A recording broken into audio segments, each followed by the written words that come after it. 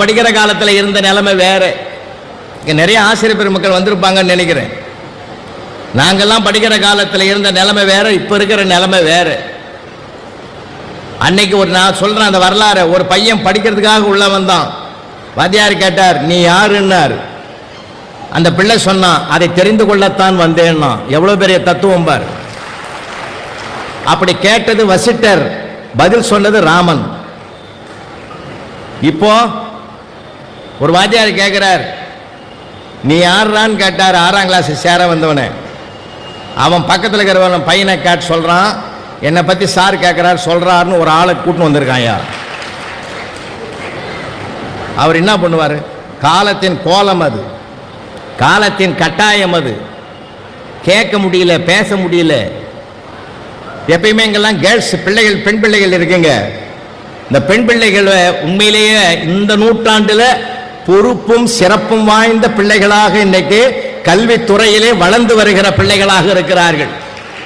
பெற்றோர்களுக்கெல்லாம் சொல்றேன், பெண் பிள்ளை பிறந்தன்னு வருத்தப்படாதீங்க.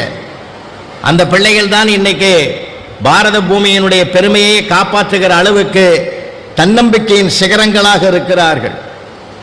நான் வகுப்பறையிலே பார்த்தவன், பல வருஷம் வாத்தியாரா இருந்தவன்.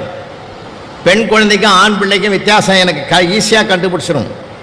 ஒரு கேள்விக்கு ஆன்சர் தெரிஞ்சாதான் ஒரு பெண் பிள்ளையை எழுதும். ஆன்சர் தெரியாட்டாலும் பக்கம் பக்கமாக எழுதுறவன் நம்மால் தான். ஆமாம், ஆட்டி அவன் கற்பனையெல்லாம் தட்டி விடுவான். ஒரு தடவை நான் கேட்டிருந்தேன், பூகம்பம் எப்படி வரும்னு கேட்டிருந்தேன். எந்த பெண்ணும் எழுதலை, ஆனால் நம்மால் எழுதிட்டான். கடல் கொந்தளிக்கும், பூமி பிளக்கும், வானம் வெடித்து சிதறும், பெருக்கெடுத்து ஓடும் வெள்ளத்தில் எங்கள் தமிழையா போய் விடுவார்னு எழுதினான். அவரை தொடர்ந்து ஆடு மாடுகள் எல்லாம் போகும்னு எழுதியிருந்தான். சண்டாளப்பாவி அதை தான் அனுப்புறான், அவன் வரல. இதை படிச்சுட்டு மனசு கஷ்டமாயி நொந்து நூலாய் அவனை கூப்பிட்டேன். டேய், உன்னை திட்டக்கூடாது, அடிக்கப்படாது, மன உளைச்சல் வர மாதிரியும் பேசப்படாது, இவ்வளவு அக்கிரமமாக எழுதுகிறியே, தப்புடான்னு. பையன் ஓன்னு அழுதான். சார், நானும் மனுஷன் தானே. ஒருத்தன் செஞ்ச தவறுக்கு மனம் திருந்தி அழுதான்னா அதை விட மன்னிப்பு உலகத்தில் இல்லடா, சபாஷ் அப்படின்னு. நான் அதுக்கு அழுவல, பின்ன எதுக்குடா அழுதேன்? நீ படிச்சு பார்த்து திருத்துவேன்னு நான் நினைக்கவே இல்லைன்னா.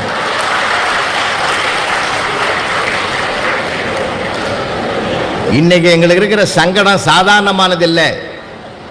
நிறைய பேர் பேசுறாங்க, வாத்தியாருங்கெல்லாம் சம்பளத்தை அதிகமாக கொடுத்துட்டாங்கன்னு. அவன் படுற அவமானத்துக்கு கொடுக்குற போனஸ் யாது? அவன் படுற கஷ்டத்தை போய் பாருங்க. எந்த சார், ஒரு ஆசிரியர் பணியில் இருந்து நல்ல முறையில் ரிட்டையர் ஆகி வீட்டுக்கு போனான்னா அதை விட ஒரு புண்ணியம் அதிர்ஷ்டம் உலகத்திலே கிடையாது. இப்போ அப்படி இருக்குது நிலைமை. இருக்கட்டும், அது அதையும் போராடி அவங்க ஜெயிக்கிறாங்க. எதுக்கு சொல்றேன்னா, கருவறையும் வகுப்பறையும் சரியா இருக்கணும்னு ஆசைப்படுறவன் நான். கருவறை தான் மனித பயிற்சி கொடுக்குது, வகுப்பறை தான் அவனை தெய்வமாக்குற பயிற்சியை கொடுக்குது. அவங்க தான் சார் இந்த நூல்களை எல்லாம் வாங்கி கொடுத்து படிக்க வச்சு இதுல இருந்து என்னடா தெரிஞ்சுக்கினேன் சார். மனப்பாடம் பண்ணி மார்க் வாங்குறதுல பிரயோஜனமே கிடையாது. நான் கேட்கிறேன், ஸ்டேட் ஃபர்ஸ்ட் எடுத்தவன் பல வருஷமா எடுக்கிறான். State first, state second, third எடுத்தவன் எல்லாம் நீங்க அடையாளம் காட்டுங்க பார்ப்போம். யாருமே பிரபலம் ஆகல சார். மனப்பாடம் பண்ணி எழுதுறதுக்குள்ள அவன் மனசுக்குள்ள இருக்கிற செய்தியை வச்சுங்கிறவன் தான் வாழ்க்கையில ஜெயிக்கிறான். அதனால்தான் நான் சொல்றேன், இந்த படிப்பனால் வருகிற அறிவு நமக்கு என்ன பக்குவத்தை கொடுக்கும் சார்? மனிதனுடைய மனசுக்கு சில காயங்களுக்கு மருந்துண்டு, மனக்காயங்களுக்கு மருந்து கிடையாது. மனக்காயங்களுக்கு மருந்து கிடையாது. சரி, இந்த மனக்காயத்துக்கு மன மருத்துவம் எது? நூல்களை தவிர வேறு எதுவும் கிடையாது. ராமாயணம் படிக்கிறியா? அது ஒண்ணு சொல்லுது. மகாபாரதம் படிக்கிறியா? அது ஒண்ணு சொல்லுது. ஏன் ஒரு ஹரிச்சந்திர புராண நாடகத்தை 1 மணி நேரமா ஒரு குழந்தை பார்த்தத பிறகுதானே நான் வாழ்நாள் முழுவதும் உண்மையைத்தான் பேசுவேன் என்று சத்தியப்பிரமாணம் எடுத்துக்கொண்டு உலகமே பாராட்டுகிற உலக உத்தமர் காந்தியடிகள் என்று பாராட்டப்படுகிற பெருமிதத்தை பெற்றிருக்கிறார் என்றால் ஒரு நூல், ஒரு காட்சி ஒரு மனிதனை, உத்தமனை உருவாக்கி இருக்கிறது. அந்த மாதிரி நம்ம தேர்ந்தெடுத்து கொடுக்கணும் சார்.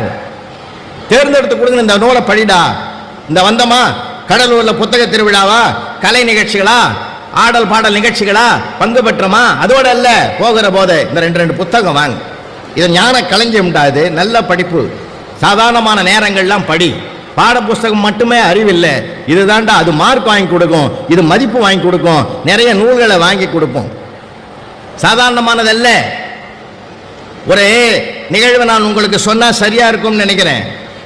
பீகார்ல ஒரு 100 பேர் கும்பலா இருக்கிறான் மார்க்கெட்டு பக்கத்தில். 7ஆம் கிளாஸ் படிக்கிற வயசுடைய ஒரு தம்பி அங்க வந்து நிற்கிறார். என்னடா கும்பலாகுதுன்னு எட்டி பார்க்குற ஆசை நமக்கு உண்டு இல்லை. கும்பலா இருக்கிறத எட்டி பார்த்தார் அந்த பிள்ளை. ஒருத்தன் கரடியை வச்சுக்கிட்டு ஒவ்வொரு முடியா எடுத்து ஒவ்வொரு முடியும் இவ்வளவு ரூபான்னு விற்கிறான்.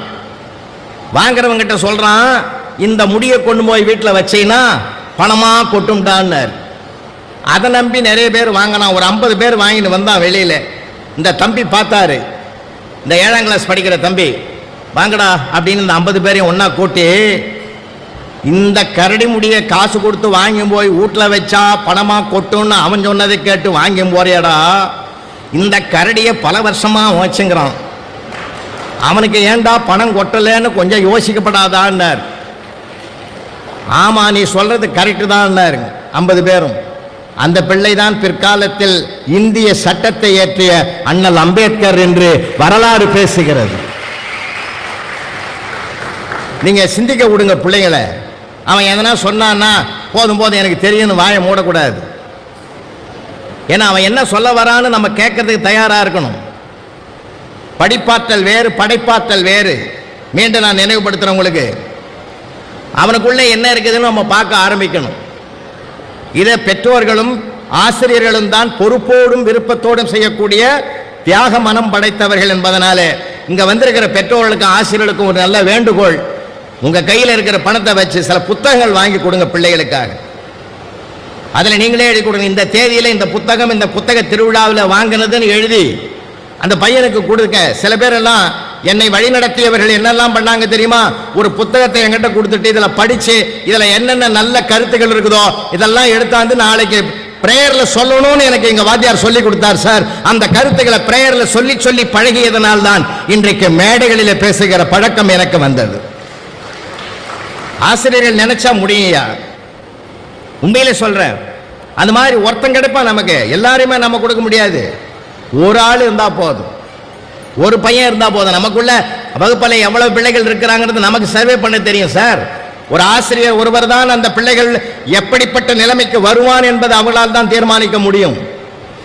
நான் சென்ற மாதம் லண்டன்ல போயிருந்தேன். 20 நாட்கள் அங்கே தங்கியிருக்கிற வாய்ப்பு கிடைத்த போது 3 பட்டிமன்றத்துக்கு தான் நான் தலைவராக இருந்தேன். ஆனா 15 நாளும் சர்வே பண்ண அங்க இருக்கிற மருத்துவர்கள் மூலமாக, சில பள்ளிகளுக்கு உயர் அதிகாரிகள் மூலமாக சில பள்ளிகளுக்கு அங்க என்ன நடக்குது தெரியுமா? 1லிருந்து 5வது வரைக்கும் பிள்ளைகளுக்கு பாடமே கிடையாதுயா, பாடமே கிடையாது. பண்பாட்டை தான் முதல்ல சொல்லி கொடுக்குறாங்க. லைன்ல கியூல எப்படி நிற்கணும், பெரியவங்களை எப்படி மதிக்கணும், எப்படி சாப்பிடணும், எப்படி ட்ரெஸ் பண்ணணும், எப்படி டிசிப்ளினா இருக்கணும், எப்படி மற்றவங்களுக்கு உதவணும், இந்த மனிதநேய பண்பாட்டை தான் 1 முதல் 5ஆம் வகுப்பு வரை சொல்றாங்க. ஏன்? அந்த பருவத்தில் நாம் எதை விதைக்கிறோமோ அதுதான் பிற்காலத்தில் விருட்சமாக வரும். நிலம் பண்பட்டால் நல்ல நெல் விளையும், மனம் பண்பட்டால் நல்ல சொற்கள் விளையும், நல்ல கல்வி விளையும், நல்ல பண்பாடு விளையும். அந்த மனதை பக்குவப்படுத்துறான். அதான் நூல்கள் செய்யும். இந்த மனக்கவலைக்குன்னு சொன்னாங்க பாருங்க சார். இப்போ நான் இப்போ சொல்கிறோம் சார், ஒரு மனசே சரியில்லை சார் அப்படி ஒரு மெடிக்கல் ஷாப்பில் கேட்டால் எவன் மருந்து கொடுப்பான்? அந்த மெடிக்கல் ஷாப் வச்சுட்டு சொல்லுவார், காலையிலேருந்து வியாபாரமே ஆகலை, எனக்கு மனசு சரியில்லை, நான் யார்கிட்ட போய் சொல்றதுன்னுவான். மனம் வந்து அதுதான் சொன்னேன், மனம் என்ற சொல்லிலிருந்து தான் மனிதன் என்ற சொல்லே வந்தது. மனம் என்ற சொல்லிலிருந்து தான் மனிதன் என்ற சொல்லு வந்தது. நாம வாழ்ந்த காலத்திலே பறவைகள் வந்தது, விலங்குகள் வந்தது. ஆனா அவையெல்லாம் வளரல. எங்க திருக்குறளார் ஐயா முனுசாமியினால வளர்க்கப்பட்டவன் நான். ஐயா தான் சொல்லுவாரு, விலங்குகள்லாம் எப்படா வளரும்? குறுக்க தான் வளரும், மனுஷன் ஒன்று தான் நேரா வளருவான். அது குறுக்க வளரும். ஒரு ஆட்டை வாங்குறான், ஒரு கோழியை வாங்குறான், சனிக்கிழமை விலை பேசுவான், ஞாயிற்றுக்கிழமை பலகாரத்துக்கு. அப்ப என்ன பேசுவான்? இந்த ஆடு எத்தனை கிலோ தேரும், இந்த கோழி எத்தனை கிலோ தேரும் தான் கேட்பான். ஒரு மாப்பிள்ளை பார்க்க போறோம், இந்த மாப்பிள்ளை எவ்வளோ கிலோ இருப்பார், அப்படி கேட்கறது இல்லை. என்ன படிச்சிருக்கிறார், என்ன வேலை செய்கிறார், எவ்வளவு சம்பளம் வாங்குறாருன்னு கேட்கிறோம்னா, மனிதனை தீர்மானிப்பது அவன் பெற்ற படிப்பும் அவன் பெற்ற அறிவு திறனும் தான் சமுதாயத்தால் தீர்மானிக்கப்படுகிறது என்றால் அங்கே ஜாதி கிடையாது, மதம் கிடையாது, இனம் கிடையாது, ஏற்றத்தாழ்வு கிடையாது. மனிதனை சமப்படுத்துவது படிப்பு ஒன்றுதான் என்பதுதான் பெரியார்கள் முதல் எத்தனை பேரும் சொல்லிக் கொடுத்த பாடம். அதைத்தான் சொல்றேன்.